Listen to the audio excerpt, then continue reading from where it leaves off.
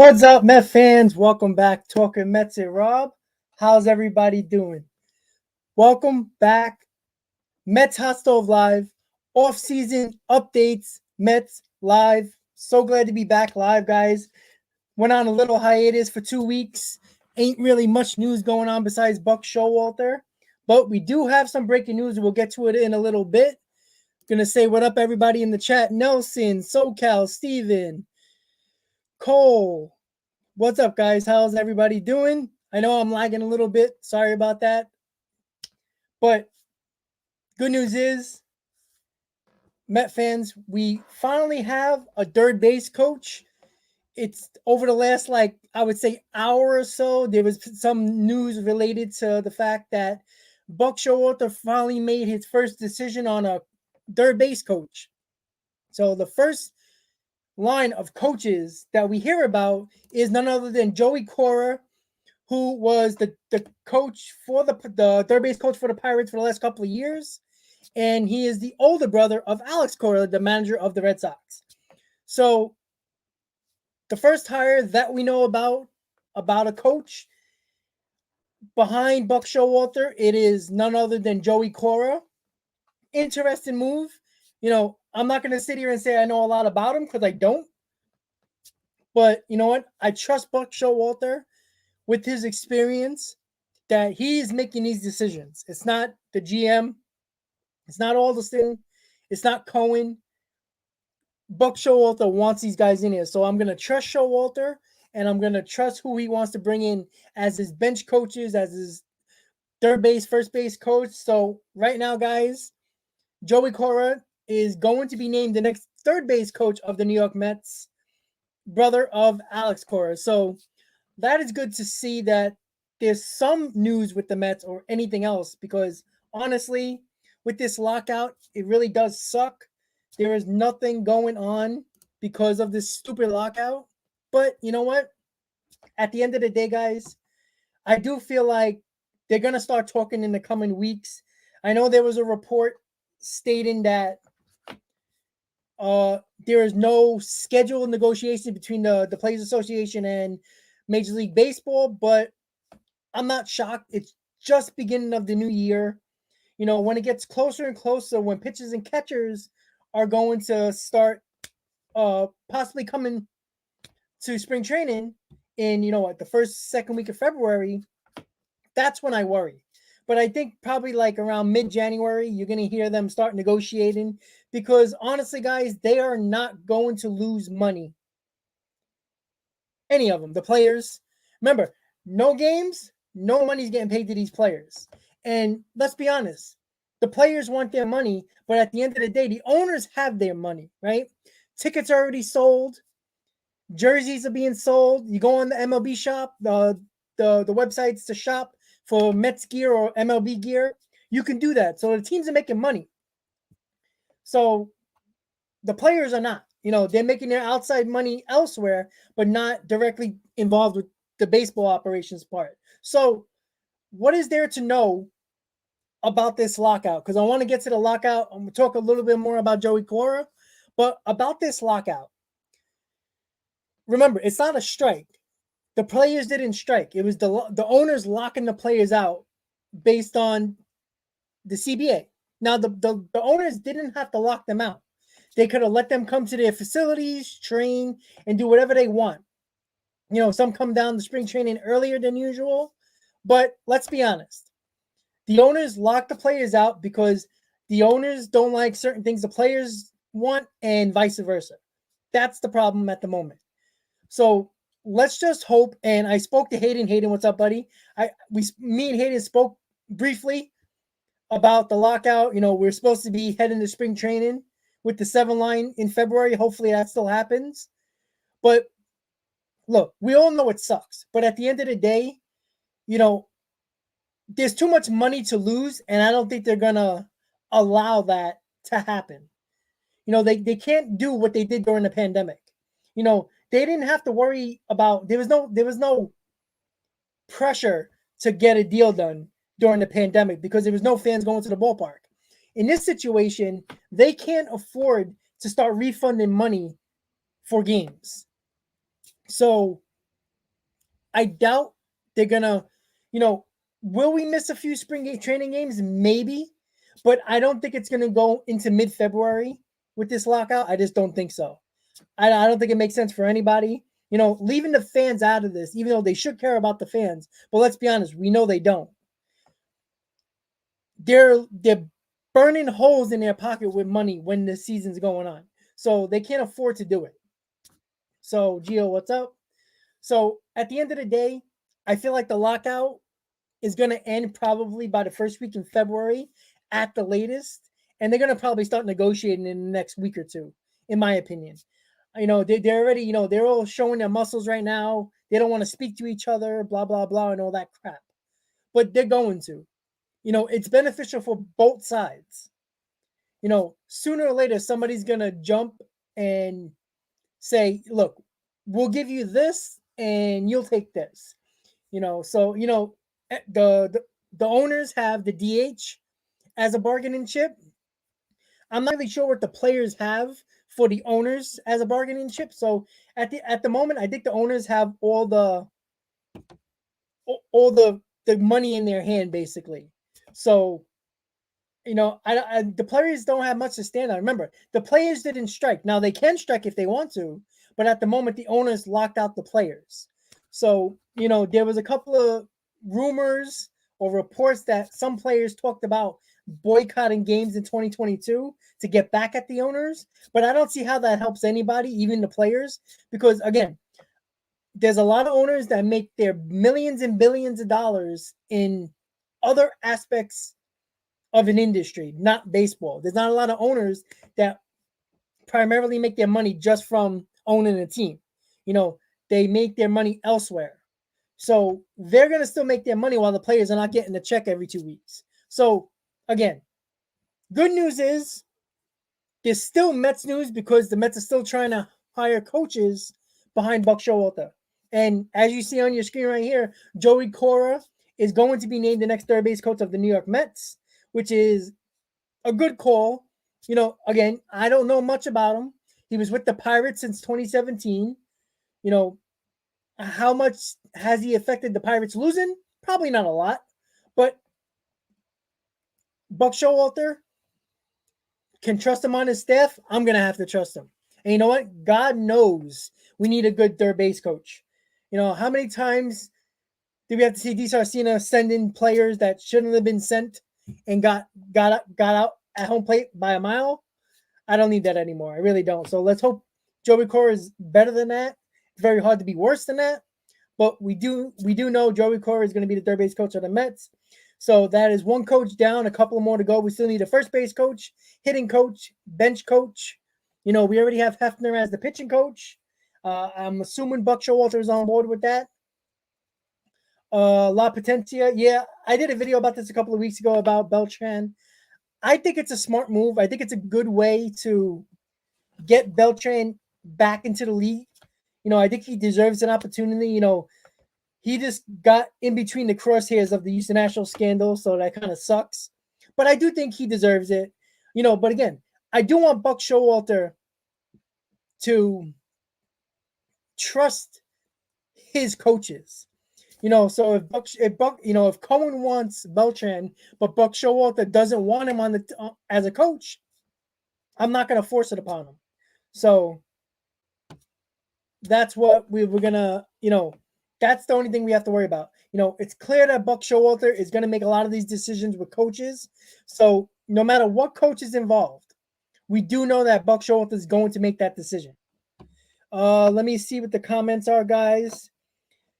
La Potencia, sign Kershaw or Greinke. I don't want either one of them. I don't trust Kershaw. He's not the same pitcher, and I think he's going to stay with the Dodgers.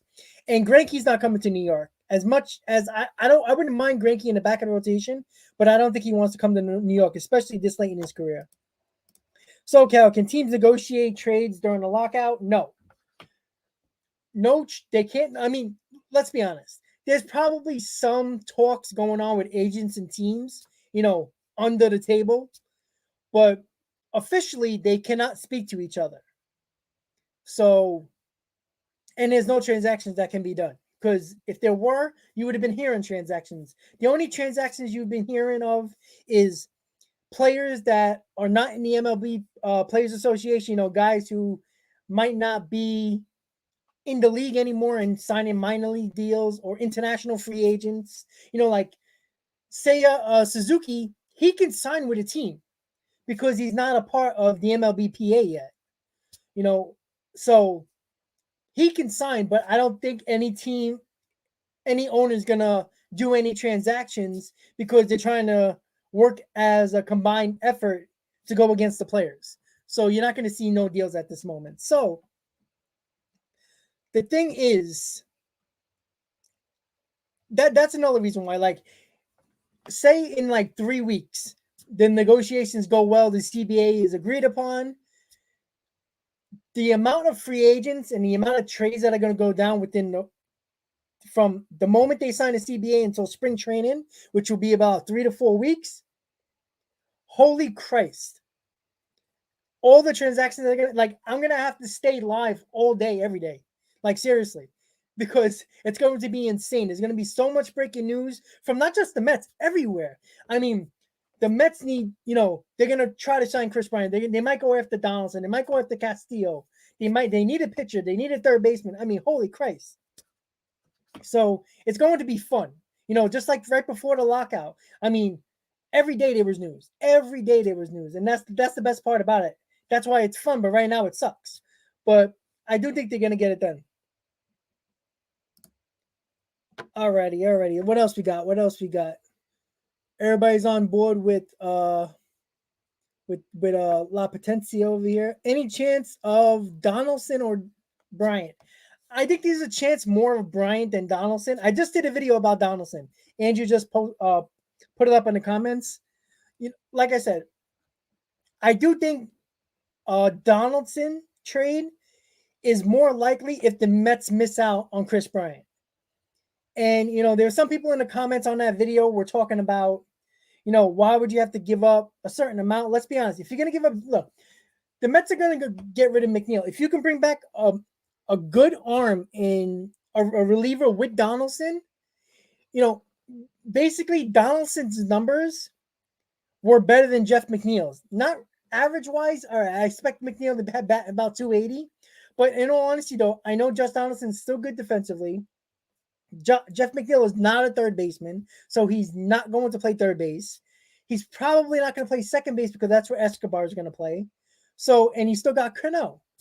So, and like I said, if the Mets miss out on Bryant, I do think the Mets are going to go the alternative route. Not just Donaldson. They might go after Jose Ramirez from Cleveland.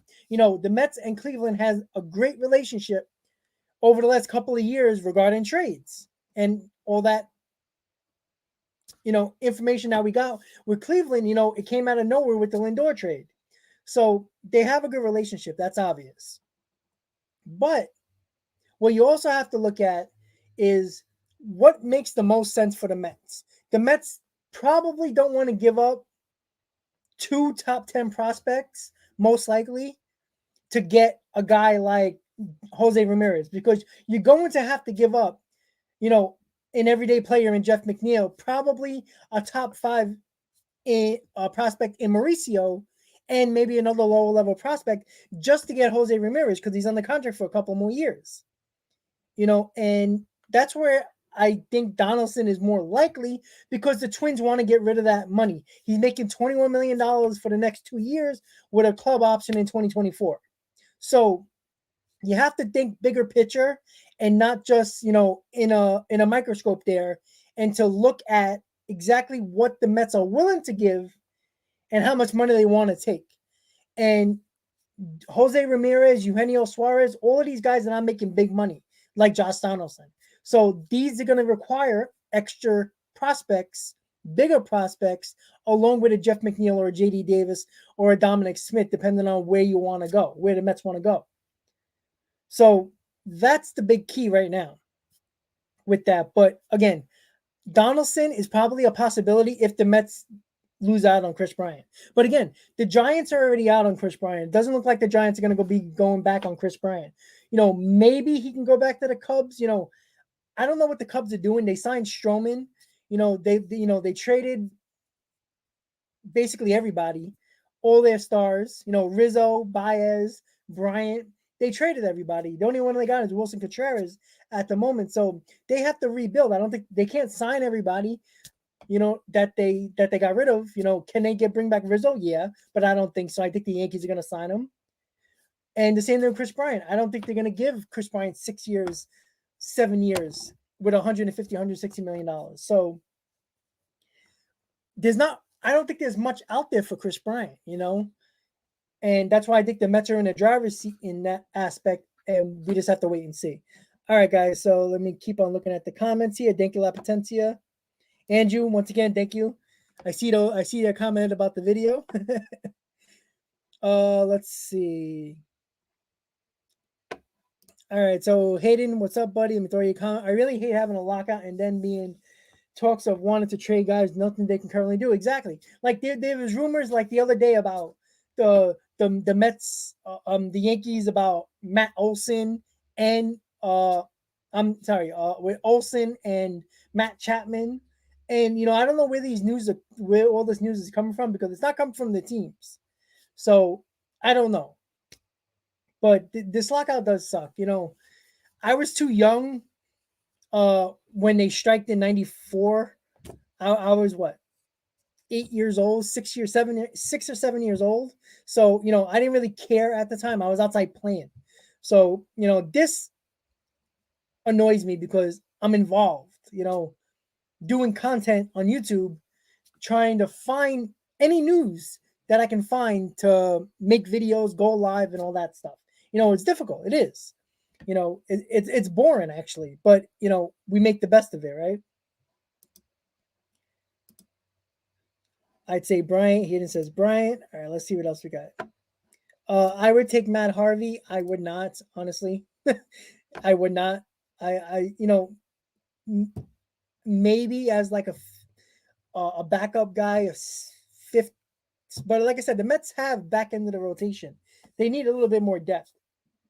And I don't think Harvey's going to the minors as a depth piece. So it would have to be on a major league deal. But I don't know what Harvey has left, to be honest. Cole, I know you've been talking about that for a while, about Bryant being overrated. It's not about him being overrated. It's just what he can bring to the table, this Mets team, over the next 3 to 4 years. Because if you look at it, what are the Mets doing? They've been signing guys with 2-year deals, 3-year deals, 4-year deals, and they're basing it all around the next couple of years. And that's what I see with Bryant.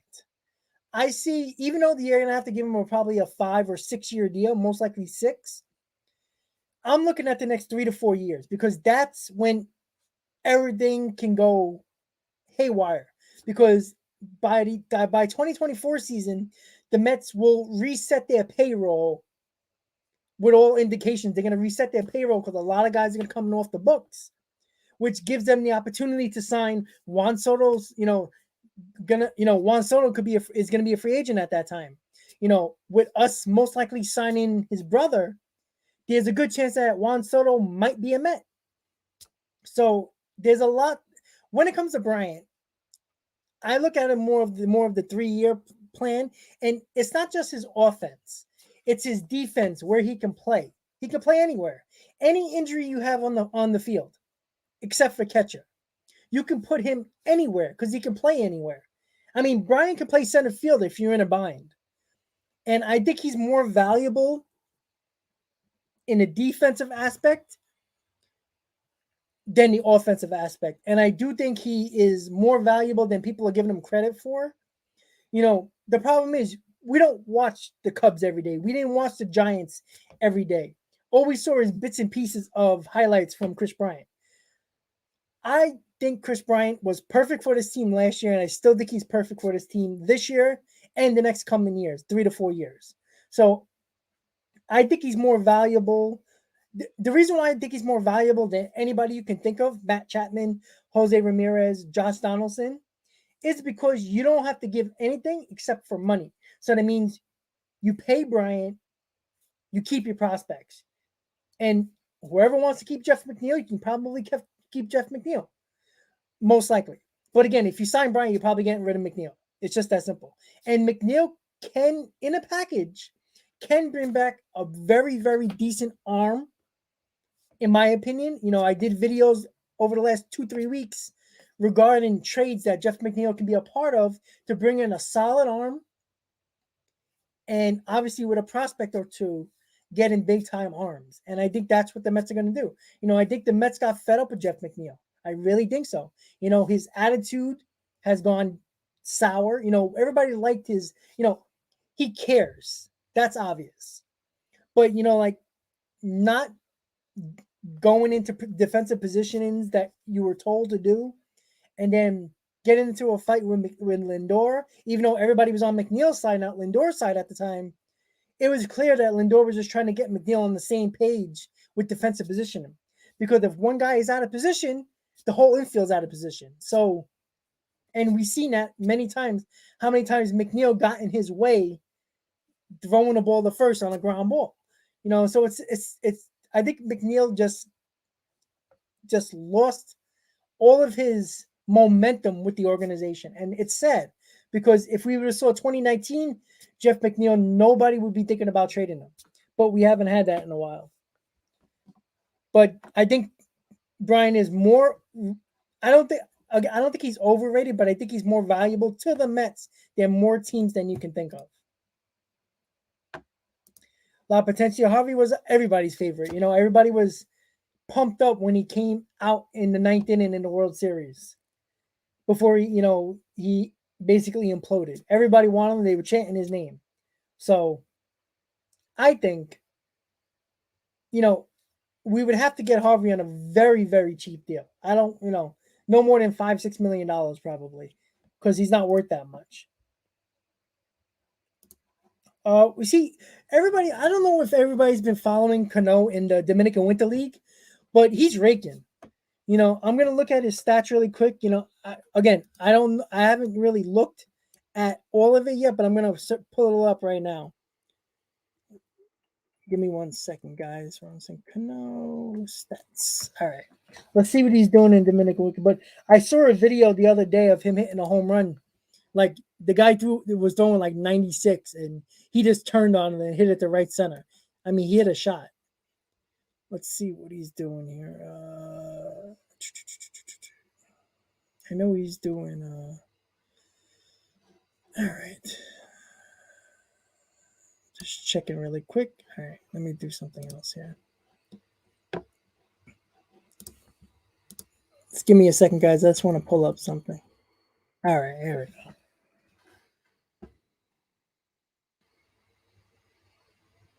All right, so let's see what he's doing here. Let's see if I can find more of his good stuff. All right, here we go. That's what I like to see.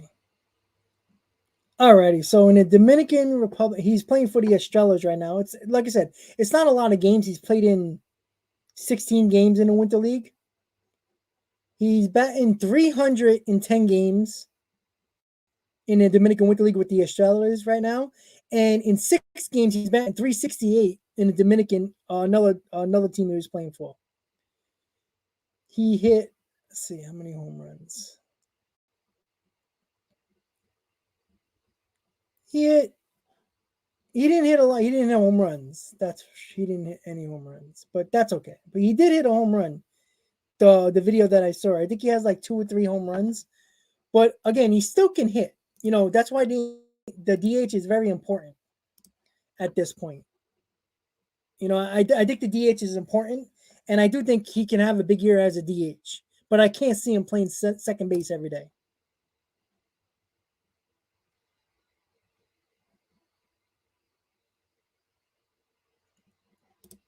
No, I don't want Luke Voigt, and we can't trade Walker. I think Taijuan Walker's gonna have a big year.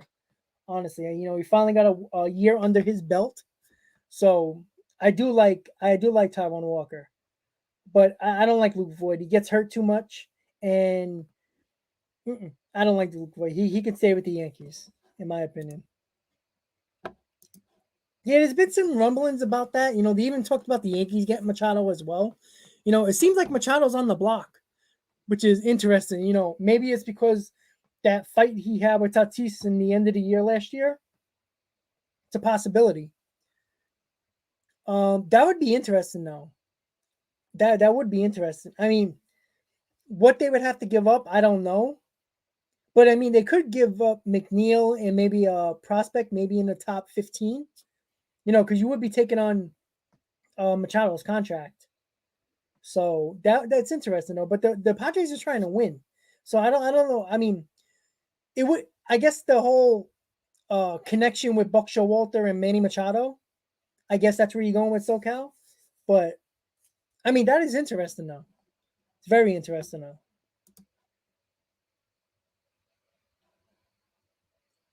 Luke Voigt's not a free agent. He's still with the Yankees.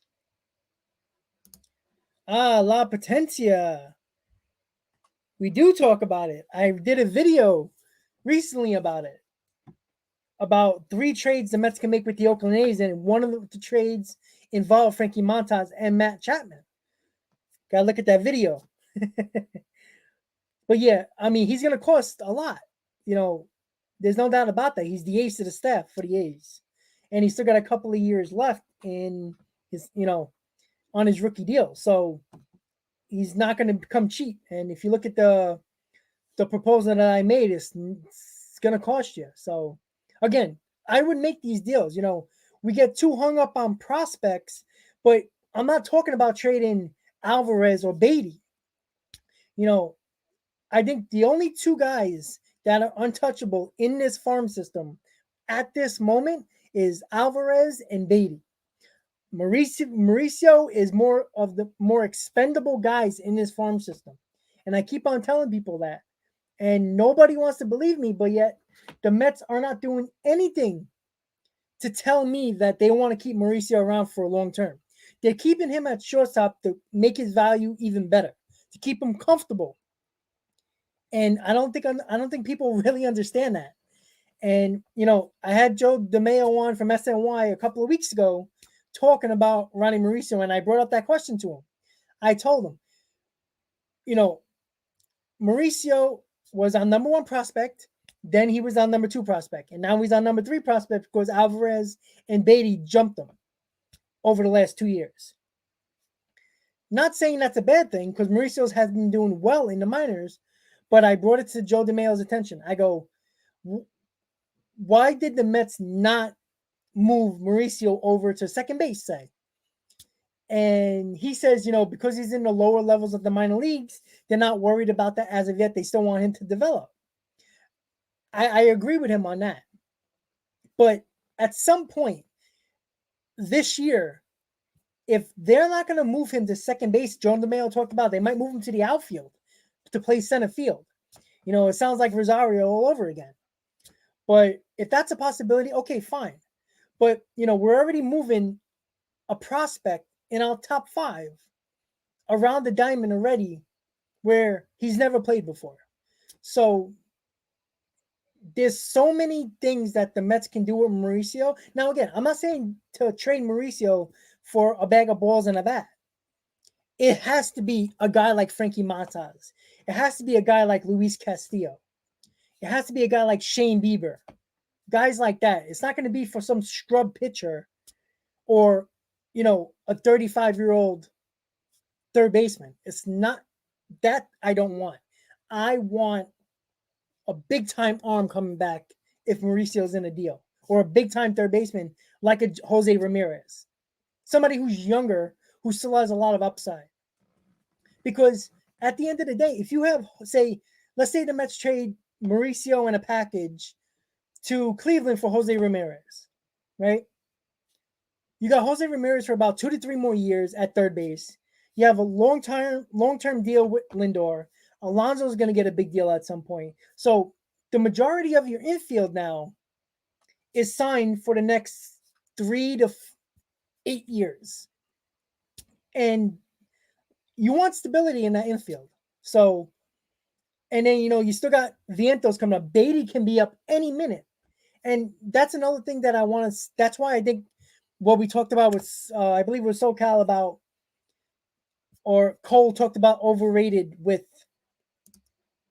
Kris Bryant. Another reason why he's not overrated and why it's smart to bring Kris Bryant in and not a guy like Matt Chapman or Jose Ramirez or Josh Donaldson. The reason why that's going to be a problem if you trade for any of those guys, is that Beatty, if he continues his projections over next in the winter league, in the fall league, he was great. Beatty can be up in the middle of the season. That's how good he's been.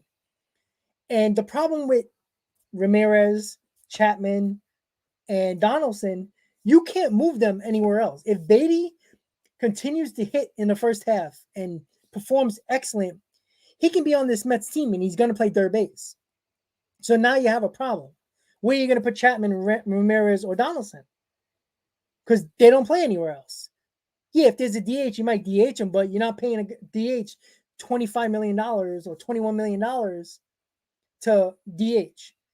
That's why Kris Bryant is more valuable. Because if Beatty continues to hit and the Mets bring him up in the second half, you can move Kris Bryant wherever you need him.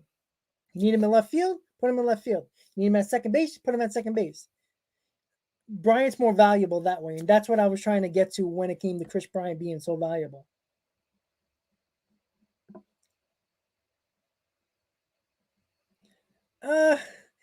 Cole, yeah, I know, but you know what?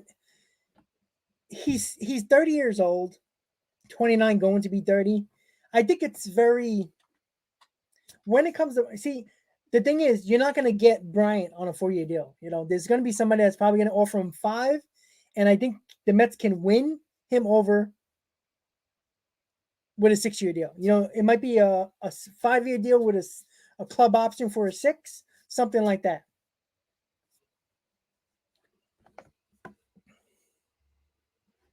Don, how you doing? I agree. See, a lot of people think he's overrated. I don't think people understand how valuable he was. Now, again, what Baez got for the Tigers, I thought would have been a good deal for the Mets. But again, I don't think the Mets wanted guys with those type of attitudes. All these guys, that are not on this team anymore, they caused a lot of problems in the clubhouse. When Baez came, he caused more issues and in the clubhouse than people actually realize. And you can't have this buddy thing with Lindor and Baez. It doesn't work. I talked about this over the course during the season. Actually, if you guys followed my channel during the season, we talked about this when the Mets celebrated when Baez went from first to home against the Marlins later in the season. And you saw how they celebrated. Lindor, Dominic Smith, and Tom Walker all started cheering with Lindor, all started cheering with Baez. And then you saw Alonso and McNeil all go to Conforto, who hit the ball, and cheer. We can't have those clicks. It doesn't work. There was too much going on between these players. That's why Stroman is not here. There's a reason why Syndergaard's probably not here. Baez is not there, I think, because of that. There's a lot of issues when it comes to that. I think Baez's deal would have been a fair deal. I would have been fine with the Mets going with Baez, but I think they want to change the culture of this team. And we're not bringing in guys with good attitudes that don't have numbers. They have the numbers. And then Kris Bryant is another guy who is a good culture type of guy, good clubhouse guy who can perform. He's not going to bet you 310. I get that. But he's going to bet you 260. He's going to hit you 25 home runs and knock in 70, 80 RBIs, depending on where he's going to be in the lineup. And he's versatile. He can play all over the field.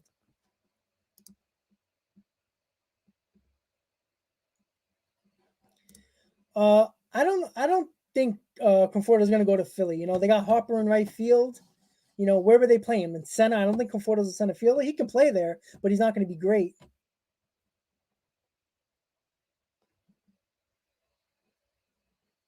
So I think, like, when you really think about it, I have a feeling Conforto might go to Seattle.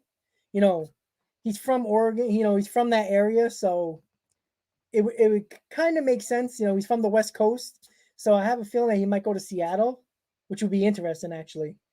But at the end of the day, as long as Conforto stays out of the NL East, that would be good for us.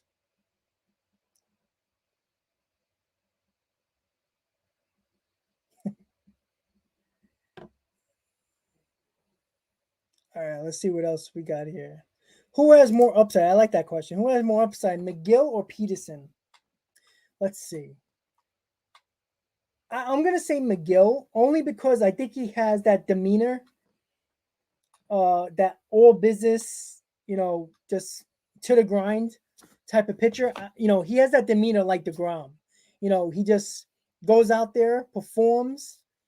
Got that confidence on the mound. I don't see Peterson have that, even though he was good in 2020. We didn't really see a lot in Peterson in 2020 when he was hurt. So, but I could think that I would have to say McGill because I just like his demeanor on the mound. I don't think he has good stuff. He has 96, 97 miles an hour fastball. He has decent secondary pitches, but can he get to that next level? McGill, I think, can. I don't know if Peterson can. Some people were talking about Peterson being in a deal as well. I mean, I don't like giving up arms like that, especially young arms that don't cost you anything. You always need depth. Always somebody's going to get hurt, especially with DeGrom and Scherzer being up there in age. So we just have to wait and see. But I say McGill. What do you think?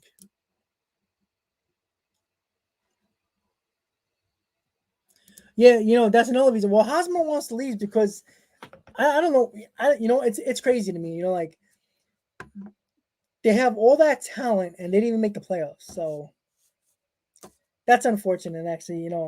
I can't stand Hosmer. He's a good player. The whole thing with the Royals and the Mets. So, but he's a good player, though. A lot of people like. They have everybody likes Machado. It's not a bad idea. With Showalter, he's gonna keep Machado in line. So, I mean, you never know. But again, look at it. I think he has he has like 4 more years left on his deal. I think it's 18, $19 million per year, $20 million. So, hey, Nick, how you doing? Roberto, how you doing? John, how you doing? I'm just getting through all the comments, guys. Sorry about that. I just gotta check everybody out. I think Castillo is too streaky. Yeah, I mean, I guess, but you know what? It's not like he's gonna be at an ace of the staff. He's gonna be behind Scherzer and DeGrom. He's gonna have a lot less pressure on him than he would with the Reds, as the ace. Every fifth day he knows he's like the stop guy. He's the guy that has to stop the losing streak. He's not gonna have to be that guy. He's gonna be in the middle of the rotation behind DeGrom and Scherzer, two of the best pitchers in baseball, basically. So, Roberto, your lips to God's ears, that's for sure. I believe Uncle Stevie will sign Bryant and go after another pitcher like Castellano and a reliever. Let's go Mets. He's not going to go after Castellanos only because it's a draft pick attached to Castellanos. So I don't think the Mets are going that route.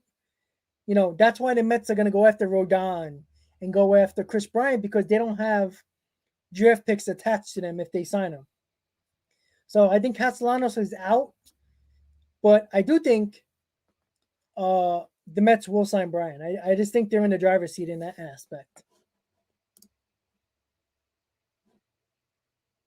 Freddie Freeman is kind of pointless here. Obviously he's better than Alonso, but let's be honest, Alonso ain't going anywhere. So it's not the money can be used elsewhere, Steven. More of necessity a third baseman, another outfielder. So, John, you are absolutely right with that. We can't waste another year with DeGrom, sign Kris Bryant, trade for freaking Montas to prove the bullpen. We need to go all in this year. Alvarez and Betty is off the table. Exactly. Yeah, I agree. I said that in a few about 20 minutes ago, or 10 minutes ago, basically. I don't know if you were here yet, but I said that the two untouchables are Alvarez and Beatty. The bigger thing with that is the Mets are showing you they're giving this team a window of 2 to 4 years, or 2 to 3 years for the most part, until 2024. So 2022, 2023, and 2024. Those are the seasons. These are the years that the Mets are going to go all in. Because after the 2024 season, a lot of money's coming off the payroll. The the luxury tax resets, and all these guys are projected to be up. The Alvarez, the Mauricios, the Gins, maybe Matthew Allen. All these guys are projected to be up in 2025. Now, that's if everything goes well. And, because the Mets are signing Elian Soto, Juan Soto's brother, you saw the tweets that can the Mets actually sign Juan Soto and have him play with his brother? That would be crazy, but it's possible. But I think the Mets are all in over the next 3 years. And it's obvious why. They didn't sign Scherzer to win 9 years from now. They don't have DeGrom, 9 years from now to win a championship. They're in it now. You're not going to give $41 million to Scherzer to win in 6 years. You're here to win now in the next 3 years. It's simple. And, with DeGrom getting older, Scherzer is already up there in age. The Mets are clearly all in to win it over the next 3 years. And all their signings tell you that. Cano, 2 years. Escobar, 2 years. Marte, 4 years. In that range, that's what they're doing. So I think, the writing's on the wall at this point. The Mets have a 3-year plan. 2022 to 2024. 2022 season, 2023, and 2024 season. That's what I think. And it seems like that's what they're doing. And then they'll reset everything after the 2024 season and see where they're at. Hopefully with a championship or two.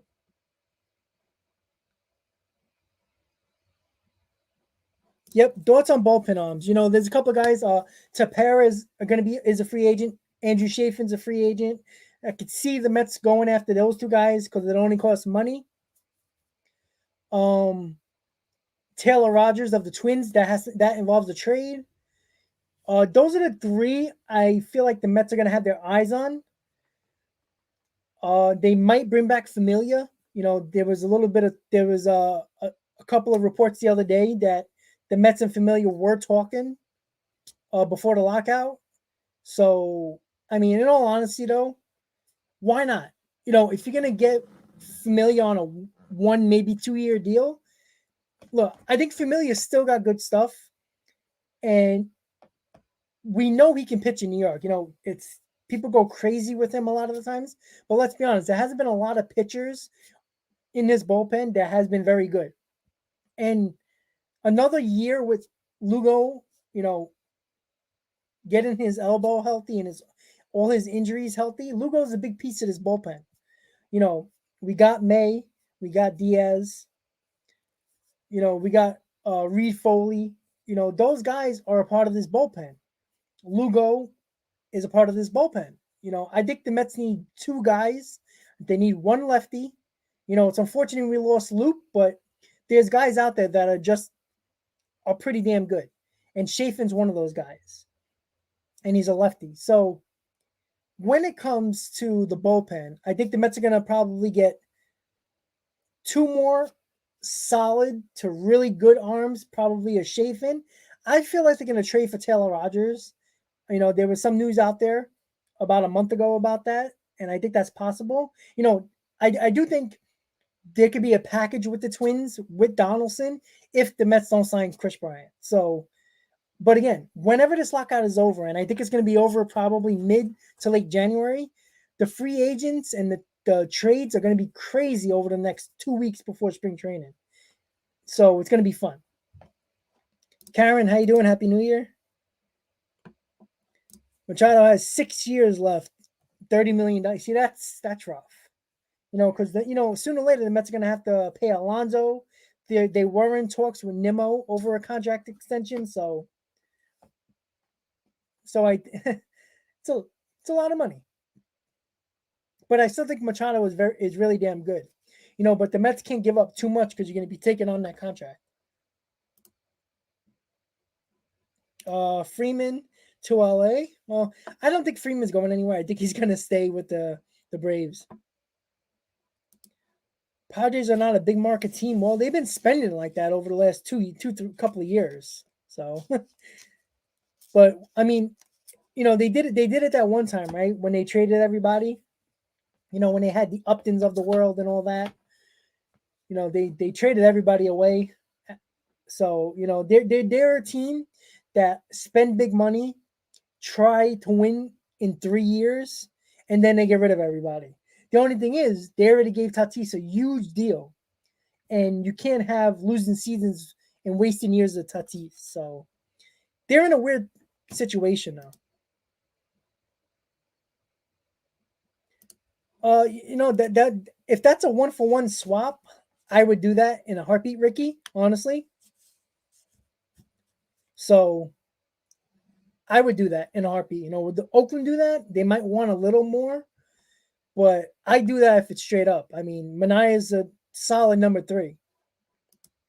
What's Elian's projected skill set? Well, I mean, he's 15, but there's been so much talk about him, about how good his swing is.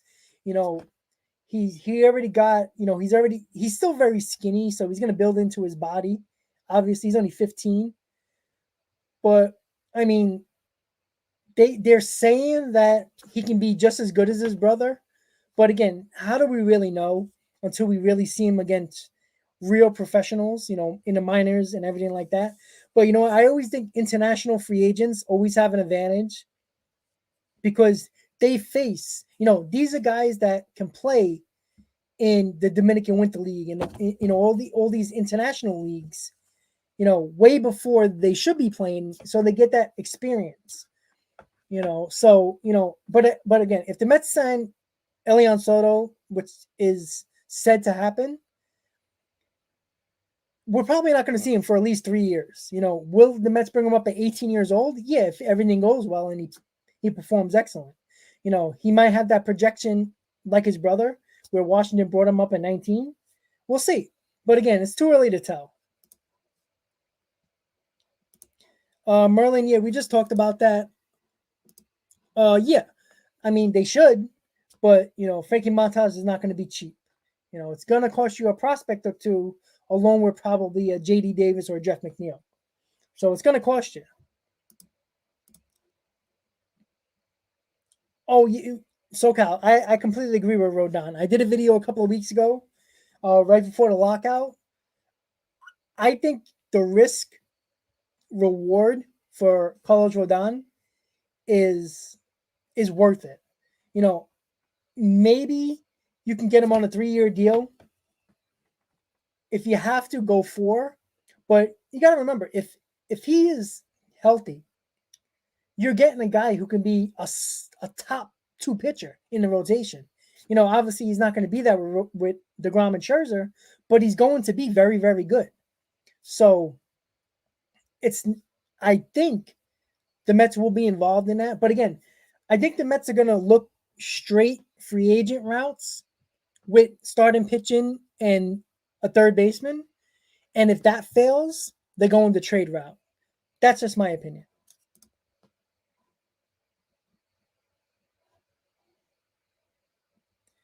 Everybody's talking about Jake. Exactly. The Mets wasted enough years of Jacob deGrom. They wasted 2 Cy Young Award years where the Mets completely weren't even competitive.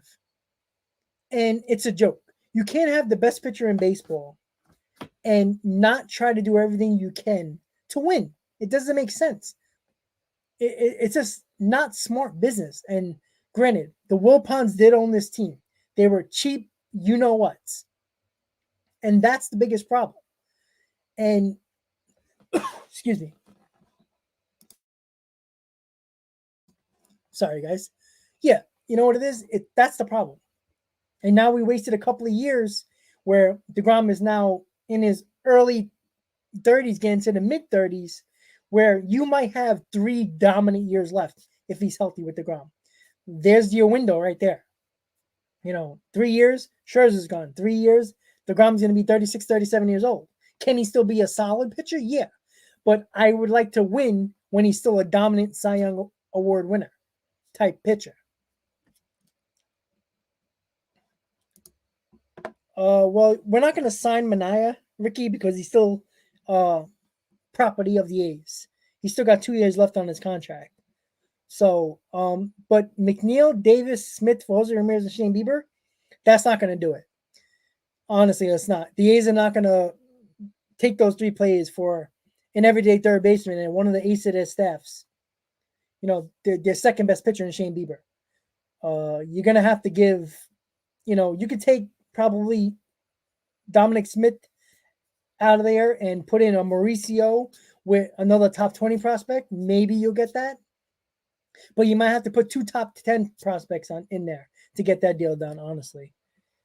I mean, if they say yes, I'll do it in a heartbeat, but I doubt that's going to happen. Nick, no, I don't think anybody wants to trade McNeil, but I do think you can get more value than what McNeil is going to provide, because there's no guarantee that he's going to go back to his form of 2019. We don't know. And I think it's too much of a risk to bring back McNeil with the problems he already has with Lindor. Who knows what other players have an issue with him. I don't think they want that culture in that clubhouse anymore. And if he was performing, players would deal with it, but he's not performing. You know, the Mets, he's been trying to hit home runs, and he's lost 40 points off his average. You can't have that. We need McNeil to be a 300 and above hitter in the top of the lineup. Because if he doesn't hit 300, he is basically worthless in the lineup. Where are you going to put him? Great, he's going to bat 260, 240, 250. That's not we don't need another one of those guys. We need a guy to hit 300 at the top of the lineup. How nice would it be if you have Marte, who's a 300 hitter, McNeil, who potentially should be a 300 hitter, with Brandon Nimmo, who takes a lot of pitches?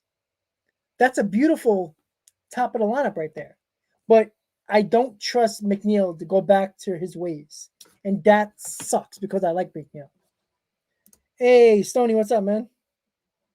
Well, the latest news is that Joey Cora is the next third base coach of the Mets. That's what we know so far.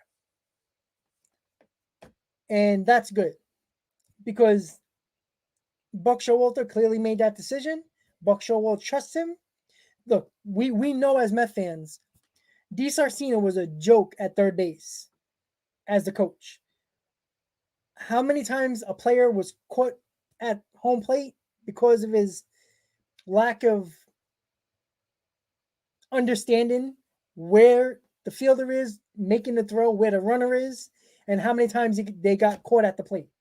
So if Buck Showalter trusts Joey Cora, who's the older brother of Alex Cora, I'm all for it. So let's see what the Mets do. It seemed like the Mets want to get their coaching staff in order in the next couple of weeks before spring training. I think by the end of January, you'll have all your coaches. Need a hitting coach, need a first base coach, need a bench coach, need a bullpen coach. So we'll see. MB, thank you so much. I really do appreciate it.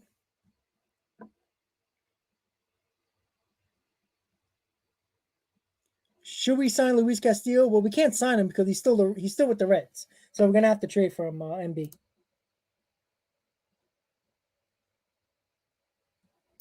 Yeah, and I think that, well, we're not going to hear no news because there's no news because of the lockout. But I do have a feeling the Mets are going to go after Rodon. It's just my opinion, free agent wise. Like I said, I think the Mets are going to go hard free agent wise when the lockout ends. And then wherever they fail, they're going to go the trade route.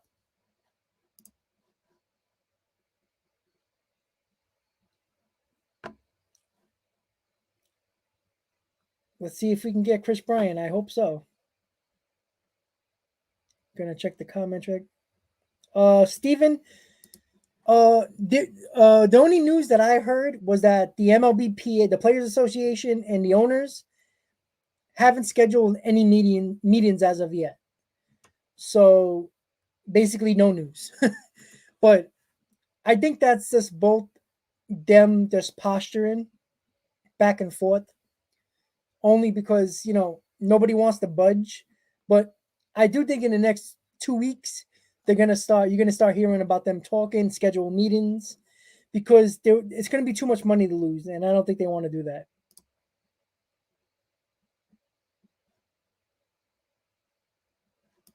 Oh, yeah, absolutely, Hayden. That was the biggest thing, right? DiSarcina, how many times he held up guys when he shouldn't. He sent guys when he shouldn't. let's just hope Cora. But Cora's he's been a third base coach for the Pirates, so he has that experience. So let's hope.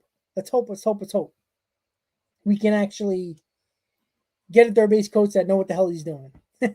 Hayden, thank you. That is from the 7 line, actually, this shirt.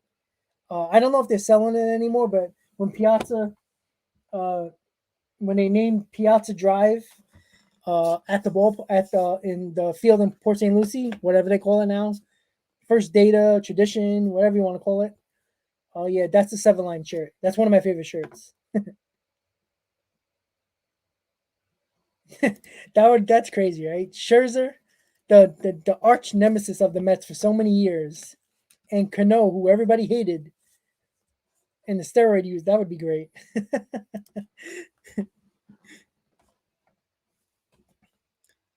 Once again, guys, don't forget, I did post a video earlier today about more trade proposals. One regarding, well, yeah, I'll say it. Why not, right? There's a few different trades that. Just give me a second. Got all these things going on right now. Sorry, guys. So there's a couple of trades, a video that I did about 2 trades that I wanted to talk about. One with the Baltimore Orioles, and the other one with the Minnesota Twins. So check that video out. If you take a look at it, I think both trades are interesting.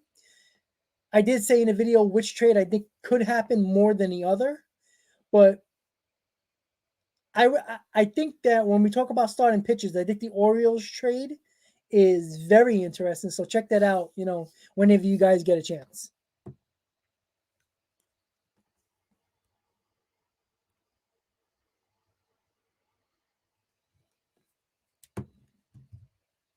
We'll probably get Elian Soto most likely. It's looking like he's already wearing Mets gear, so they're probably gonna get him.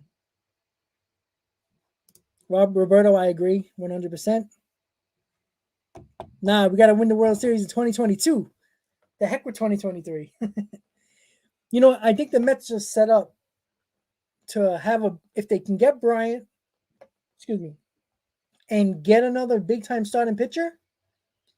I think the Mets are probably the 5 best teams in baseball. And you know what? If you notice the last couple of years, the best teams haven't been winning the World Series. The Red Sox are winning, the Dodgers are winning, the Nationals, the Braves. These teams weren't the best teams. The Dodgers were. But during the pandemic year, I don't think they would have won the World Series if it was just a regular season, honestly. But I do think it's when what team gets hot at the right time. That's what I think. It's never the best team anymore. So the Mets don't have to have the best team. They just have to be hot at the right time. Yeah, Estonia, I think we're gonna get the Soto brother for sure. Well, it's not a done deal yet because the international signing period is in a few days. I think it starts this week if I'm not mistaken. So there was videos all over Twitter that he was already in Mets gear, so it's probably done. And that's why I think Juan Soto, big possibility he can be a Met in a couple of years. Because I would think he would want to play with his brother, no?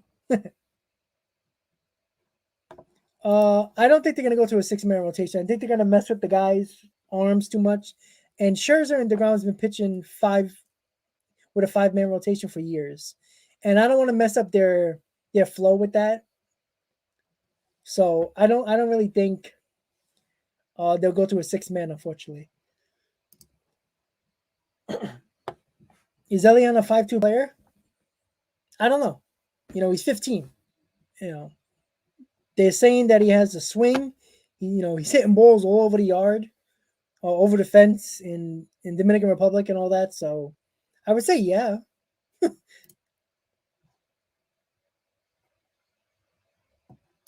Yeah, but that's expected. Like I said, I think people get too crazy with Justin Turner and Daniel Murphy and all that. But what everybody has to forget, they don't. I don't think they understand this.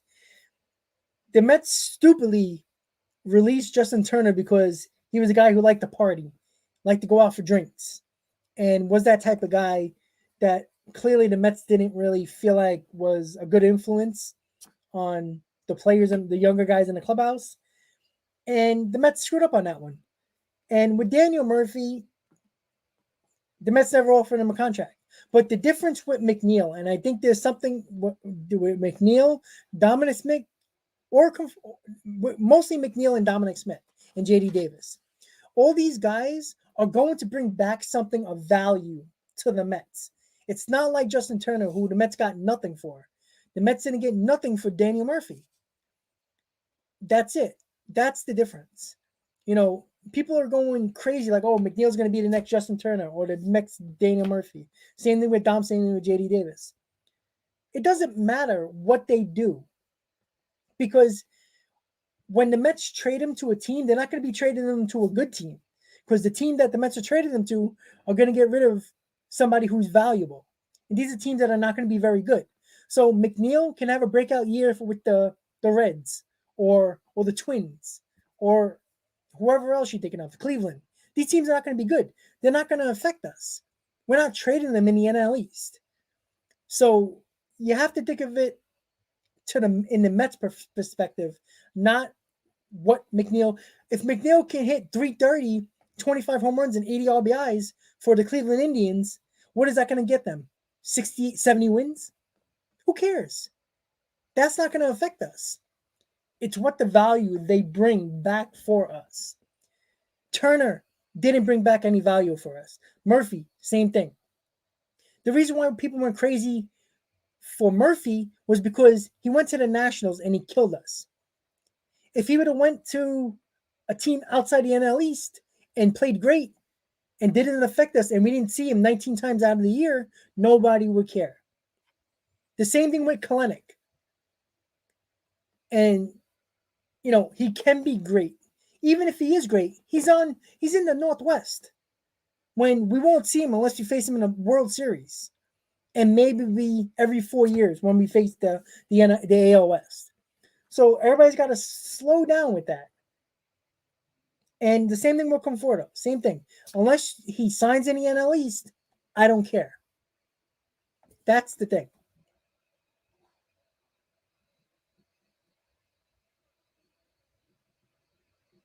Yeah, I think. I think Jeff is gonna be gone. It just might have been. Yeah, Albino. Ruiz. I would do that. I would. Maybe putting in Mauricio. You might get Luis Castillo and maybe a bullpen on with that, or maybe you can get Eugenio Suarez, who is an interesting piece. But I don't really think Brad Hand, God no. No, you know what, Familia, if he I still think Familia still got some good stuff, and I'd rather have him than Brad Hand, because Brad Hand's a disaster. Rocky, so is Diaz. Yeah, I mean, I don't trust Diaz, but Diaz is not going anywhere, unfortunately. Rod, rest in peace, Rod. Any chance Bruce Bochy as bench coach? I don't know. I don't know. Bochy's, has all of his accomplishments, his 3 championships. I don't know if he wants to be under anybody. You're gonna look at guys like Beltran. Obviously Cora, who was just named that they're most likely going to be named their base coach. So yeah, but I don't think Bochy for sure. Ruiz, thank you so much. Yeah, the live streams are fun. I like doing live streams, but there's not a lot of content. There's not a lot of news. We can. I'll go live. I usually go live every Tuesday at 5. So, keep on tuning in, Ruiz. Every Tuesday, 5 p.m. I usually go live. Usually Mets Hot Stove live, but because there's not much news except for coaches, it is still fun because we get to talk about all this fun stuff. But Ruiz, every Tuesday, 5 p.m. going live. If there's any breaking news with the lockout or coaches, I'll do my best to go live. But yeah, I do like going live. But content is rare at the moment. But thank you so much, Ruiz. I really appreciate it. Zach Greinke's not coming to New York. He does not want to pitch in New York, and I don't expect him to at his later part of the years of his career. Yeah, I think Familia is going to come back. Like I said, I'd rather have many arms in a bullpen than. It seems like the Mets are not going to go spend a lot of money on the bullpen. They're going to get, because we've seen this every year. There's up and down years with relievers, up and down. Your best reliever can be your worst reliever next year. Like Seth Lugo wasn't very good last year, but he might be our best reliever this year. The same thing with Aaron Loop. The Mets didn't think they wanted to pay him $8-9 million for what he did last year because he probably is not going to have as good a season this year. So I think it will be possible that the Mets are going to try to get value out of the bullpen. Like Chafin, you might have to give a 2-year deal. Tepera, you might have to give a 2-year deal. Familia, you might give a 1-year deal, or 2 years and with a club option for the second year. And like I said, if you sign Familia for a 1-year deal, he doesn't perform, that's it. You release him. Nelson Cruz would be interesting as a DH. If there is a DH, that would be interesting. Kris Bryant, a Met, hope so. Yeah, exactly. There's guys out there. There's Chafin, Tepera, Familia. There's guys out there. But, like I said, if the Mets can get Familia, Tepera, and Chafin for 2 years each at around $6 million per, $5 million per, $4 million per, you can get 3 guys in his bullpen for a grand total of $20 million. And that adds to the bullpen, whichever may, Edwin Diaz, Sean Reed-Foley, all those guys. So that would be a decent bullpen. Yeah, I think Pilar is gone, honestly. We might see Jonathan VR come back as a bench guy, but he played so well last year, he might get a contract for a team that says he will start every day, which every player wants to do. So, again, we shall see. Let's see what else we got.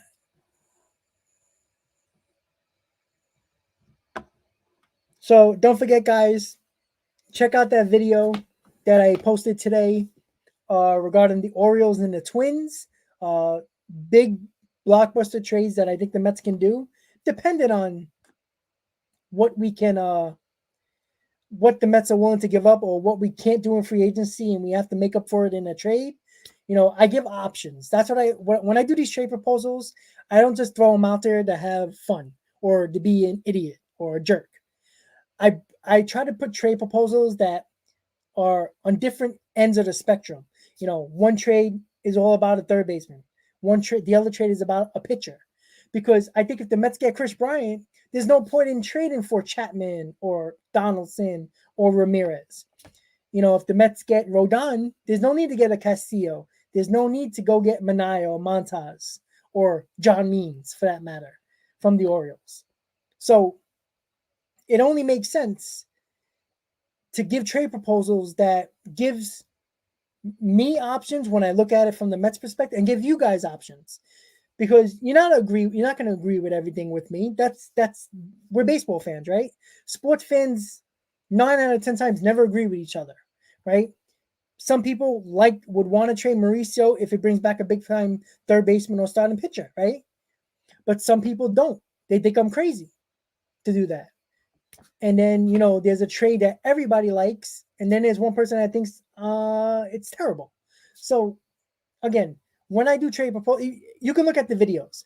When I do trade proposals, I give more than one trade proposal, because when I give options, it shows that the Mets have ways of doing different trades with different packages, even though it's with the same team and different pitchers. Like about a week ago, I did a trade with the Oakland A's. For each one of their pitchers, I did it with Frankie Montas, Sean Manaea, and Kris Bassett. All of those guys. Each one of them had their own trade package. That's why it would be interesting to look at, because all of those guys are available. It's just a matter of what you're willing to give up. You can get Frankie Montas, but it's probably going to cost you a Mauricio, a Guinan, and Jeff McNeil. Are you willing to give 2 players in your top 5 prospects and Jeff McNeil? If you are, you're probably going to get Frankie Montas. But if you want to give less, you're probably going to get a Sean Manaea or a Kris Bassett. That's what you have to look at. And I also, with these trades that I propose, I always bring to the video their contracts and their stats. Yes, we care about the stats, but you also, the problem with some people, not everybody, but with some, when they talk to me in the comments about the trade proposals and why they don't like it, they never talk about contracts, which is one of the biggest things when it comes to a trade package. The Twins are not trading Josh Donaldson because they just want a top prospect. They're trading Josh Donaldson because they want to get rid of his salary. That's why I put the contracts up. That's why when somebody's like, oh, why don't we just get Jose Ramirez and give them Jeff McNeil, J.D. Davis, and Dominic Smith? Well, they're not going to want that. They're going to want a prospect because not only Jose Ramirez, there's no incentive for the Indians to trade Jose Ramirez because he's not making a lot of money. So to give the Indians the incentive or the motivation to trade Jose Ramirez, you have to give them a prospect, a top 10 prospect or 2 for Jose Ramirez. That's what a lot of people that come in the comments with the videos not really understanding why these trades, that when you just look at the players involved and say, why would you have to give that much to get these guys? Well, look at their contracts, and that explains mostly everything. And that's what a lot of people don't understand when these trade proposals that I propose, why they make sense. I'm not saying they're perfect, but, people think that you're just going to trade Jeff McNeil and get Frankie Montas. It's not happening. And people have to get that through their head sometimes. And that's the reason why, and not a lot of people talk about it. And, look, I love these people that are content, that are Mets related content on YouTube. Everybody has their own personalities, their own opinions. But in what I do, I like to put not just the proposal of a trade package. I like to put everybody's contract that the Mets could be getting out there to show you guys why not only this package might not be the best package, but you have to give an incentive to the other team if their player is not making a lot of money. And that's what we have to look at. And that's why, I don't get into arguments with people who comment about, you're insane for this trade package. And I try to get back to them and try to say, hey, listen, you have to look at they look at the trade package and then they shut off the video. But they don't wait until I talk about the contract and why this package makes sense. You might not agree with what I'm saying, but look at the reason and why I say it when it comes to the contract. So that's what we'll have to wait and see. Kershaw is going to be tough. It's probably going to cost us about $15 million for the 1 year. I don't know if the Mets are going to do that. Yes, buddy, I'm back. We have to save money for Juan Soto. Well, you got to see, in 2024, the Mets reset their payroll, and I think there was a tweet about that. I forgot. So one of the writers for SNY, I think it was Danny Alberino, said that the Mets payroll luxury tax is going to get reset in 2024 just in time for Juan Soto to become a free agent. And guess what? If we have his brother, he's already going to start talking to the Mets when he's a free agent. So, and I don't think he's going to sign with the Nationals, get an extension. So they might offer it, but I don't think he's going to take it. So That's great.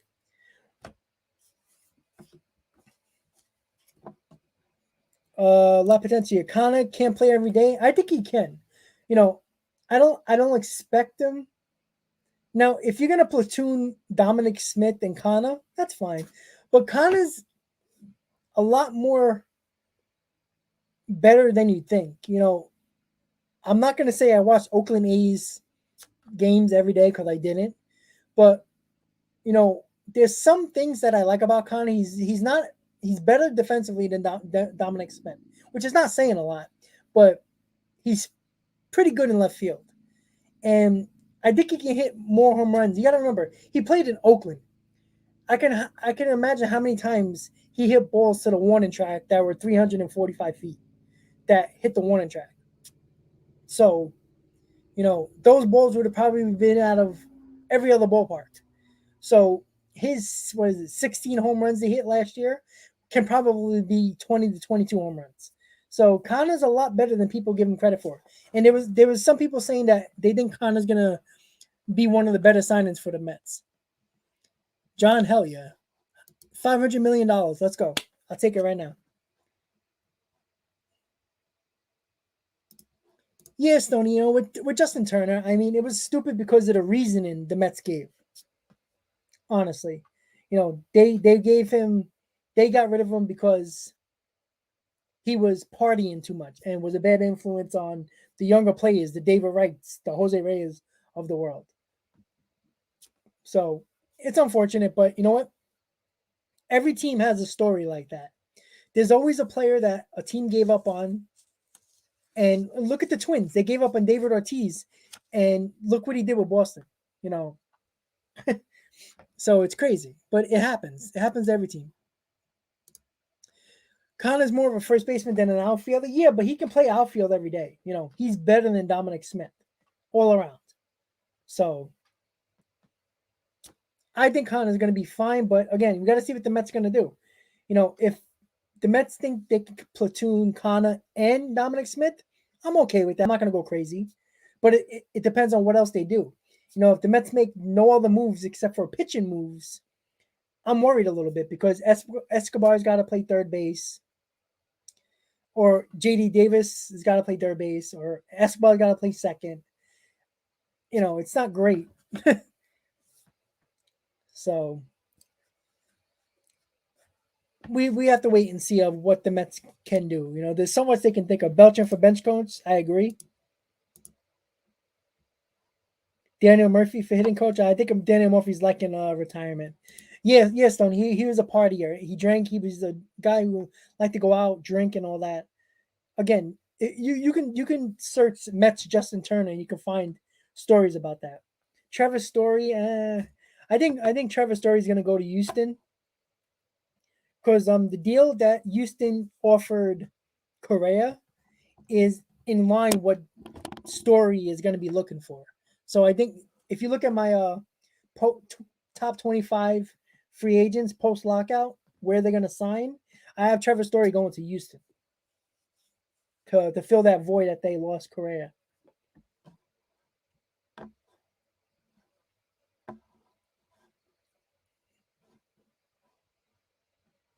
Dylan, what's up? When do we think that the lockout will end? I said this a couple of times. I'll say it again.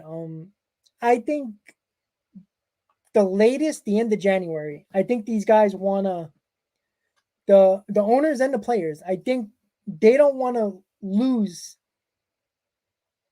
spring training workouts because they saw the damage it did to a lot of these pitchers and players. Everybody, all these players when they had to ramp up quickly to start the season, and there was a lot of injuries. So I don't think the players want to deal with that, and the teams don't want that.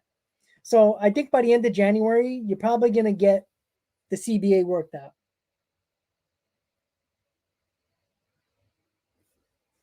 So that's what I think. I think the end of January, the CBA is going to get figured out. And I think in the next week or two, you're going to hear that they're going to start talking. Even though there was reports that there's no planned scheduled negotiations with them. But I don't think I don't think they're gonna be stupid enough to go into spring training because it's just gonna affect the players the most. Money wise and health wise. That's why, it's sad, but it's reality. If you're in the union, especially in New York, there's a lot of unions in New York. Unions are very much a pain in the ass to deal with. So, you just have to hope that these guys understand that they cannot lose spring training or lose games, because it's not only going to be about players losing money and owners losing money. You're going to lose fans. And we saw it in the 94 strike. Baseball lost a lot of fans. And how did they bring back fans? During the Mark McGwire, Sammy Sosa home run, basically derby in the 98 season. So that's how they brought fans back, with steroids. And let's be honest, if you don't believe it, Major League Baseball allowed it because they needed fans to come back. And the only way fans came back was for a home run race to catch Hank Aaron. And that's how they did it. So, steroids is banned now. It's very hard for baseball to find that one thing that can bring fans back to the ballpark and to watch them on TV. So let's hope they're smart about it.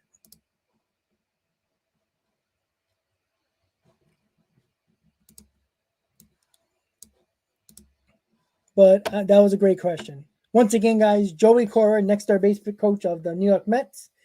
I haven't checked Twitter since I've been on, but I do believe it's official. So that's good. So I think he is going to be the next third base coach. Yep, it's been Mike Puma just said it. He is our third base coach, so that's good. I like that move. So, again, until the lockout's over, guys, we are going to get, at least with the Mets, we're going to get some news regarding more coaches. So we're going to see here a batting coach. We're going to hear a bench coach. I'm assuming they're going to go down the line. They got the third base coach. They're probably going to go for a first base coach now. And then a bench coach.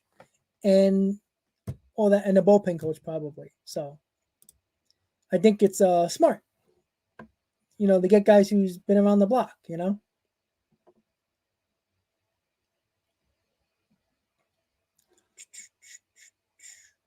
I'm just checking something out, guys. Sorry. I just want to confirm what I was thinking.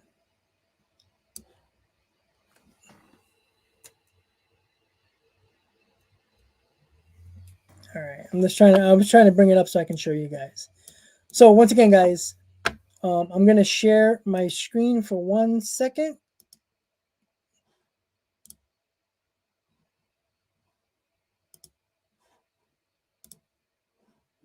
Just a comfort tool for Alrighty, everyone guys. at this point. So there you go. That's better. So again, guys, this is the video that I was. Oh, not that one. Sorry. There it goes right there. The Mets potential trades. Between Taylor Rogers, who is also very, very good. And the reason why you have to give at least a top 10 prospect is because you're getting a big time reliever along with a very powerful bat. But I'm not giving more than a top 10 prospect, no more than a top 5 prospect. So it's Jeff McNeil, JD Davis, and Robert Dominguez going to the Twins for Josh Donaldson and Taylor Rogers. When it comes to the two guys coming back, we're going to look at Josh Donaldson first in his contract. And he is getting a lot of money over the next couple of years. But it's only 2 years as we look at right here. Josh Donaldson in 2022 will be why getting $21 million in the 2022, contracts make $21 sense million why you have to in give 2023. a certain amount And in a the package. good part about So, this is once there again, is a guys, check out club that video, option Mets for Potential $60 Trade, million part with an 5. $8 million Look at trades, buyout. Mets and Orioles, He is Mets and 36 Twins. years old You can going see into the faces, 2022 season. in But the thumbnail his stats, too, as but we'll look you to can in a little bit, hear more further news it has about it and still what I very, talk about very when it good. comes to the contracts. So it is worth.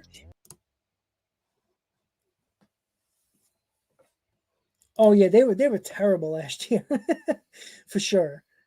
But you know what? Again, they have a union too, so it's another. They don't think they have any issues, and the same thing with the NFL with their terrible officiating. So it sucks, but until MLB figures out or tries to get the umpires to be better, they're just gonna be bad.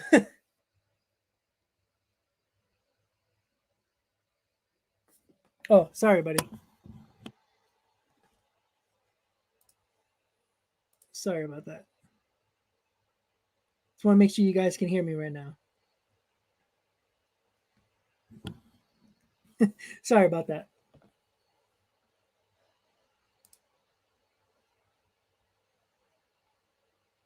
Hank Aaron is still the home run king. I agree with that.